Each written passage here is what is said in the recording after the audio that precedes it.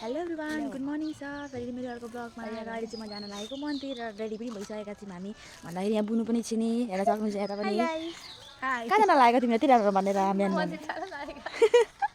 यहाँ रिल्स चाहिँ बनाउन धमाधम छ तपाईँलाई थाहा नै छ छोरी मान्छेको अब अलिकति केही ठिक पऱ्यो भने त रिल्स फोटो त आइहाल्छ होइन र यताबाट चाहिँ पुरा रिल्स बनाएर फोटो खिचेर केही छैन यतै साथी के लेख्यो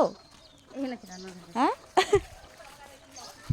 र मेरो चाहिँ ब्लग हेर्दै गर्नु होला फास्टबाट लास्टसम्म र कुन चाहिँ मन्दिर भएर म तपाईँलाई देखाउन चाहन्छु र यो मन्दिर चाहिँ मलाई पनि थाहा थिएन नाम चाहिँ र अहिले भएन भनेको भनेकै छैन कि नाम हामी हिँड्दै हिँड्दै के अब पूजा गर्न अब मन्दिर जाँदाखेरि नि गाडीमा नजानु भन्छ नि त यता हेर्नु न साउथ हारेको भएर जान्थ्यो खोइ अब मन्दिर जाँदाखेरि नि त अब गाडीमा नजानु भन्छ नि त हामी चाहिँ हिँड्दै गएको कि हामी धर्मतिर लाग्यो कि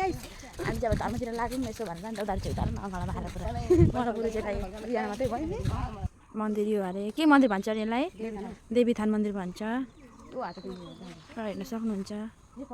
फाइनली गाइस हामी चाहिँ मन्दिर आइपुगेका छौँ र यता साथीहरू छन् र यता बुनुहरू उता हुनुहुन्छ र यता चाहिँ फेरि यहाँ के घाँस हो यो के घाँस हो होइन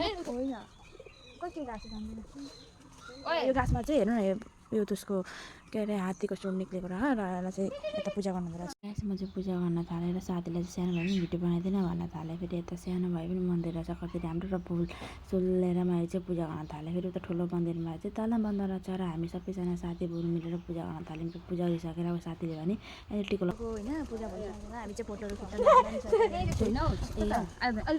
फोटोहरू खिच्न अब कहीँ गयो भने त फोटो त चाहिन्छ होइन हट भनिरहेको छ ए सुट चलिरहेको छ यता हुन्छ